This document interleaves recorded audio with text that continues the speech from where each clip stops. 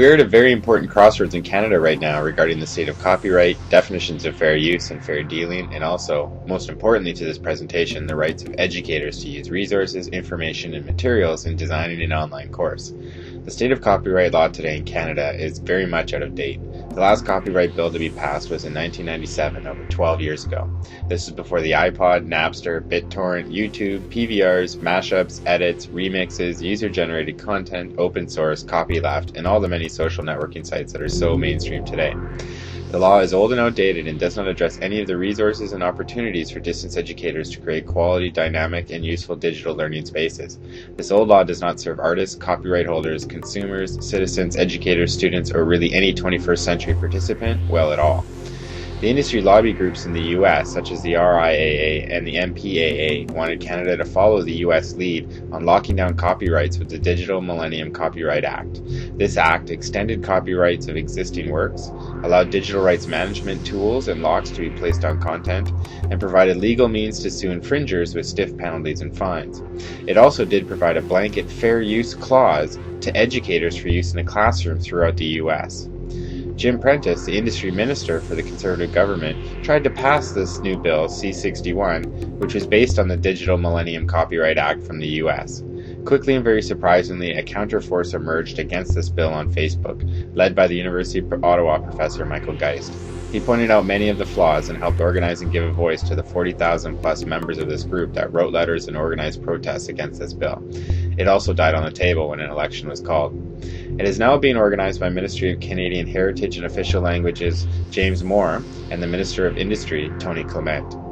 The most important thing to know about the new proposed copyright law in regards to designing online courses is that there is no educational fair use clause for teachers to be able to use any resources they can find to educate the youth and future of this country.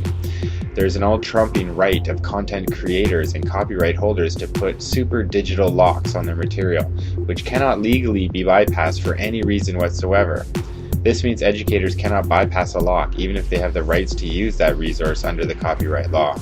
This takes the decisions of what is fair use and what is not away from the government and places it entirely in the hands of the content creator.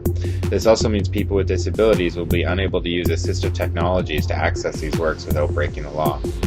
Online educators must also destroy any fixation of the online lesson within 30 days after the day on which the students who are enrolled in the course have received their final course evaluations.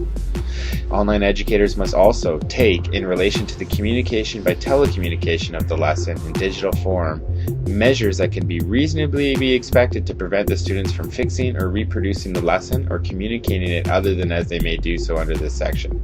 So this will force online teachers to become digital locksmiths, locking down all their content. Online educators can use materials and resources they find on the internet if they get permissions first. And if the website has any kind of language that prohibits the use of this material or resource, it cannot be used at all.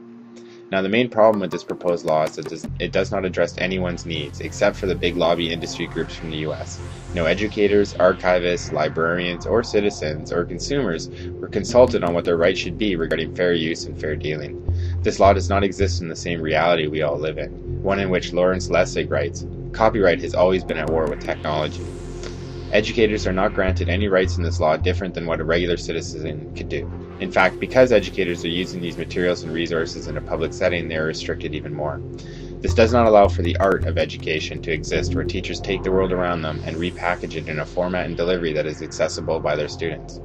This mirrors the thoughts found in our textbooks, Culture and Technology, in that artists are more likely to be thought of as a processor of information or a manipulator of found material than to be merely consumers. They are remixers, repackagers, reformatters, and re-educators. We need to be able to observe, surmise, and then repurpose the materials, resources, and information out there in a way that best serves our needs as educators, and currently this does not exist. The classroom should not be a place for profit generation. The classroom should be a place to help educate and expose our students and future leaders to as much of the work, art, and information of the world as possible.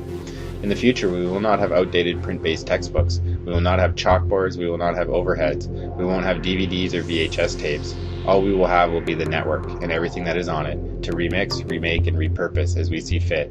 And then we can hope that this new future will be fair for educators.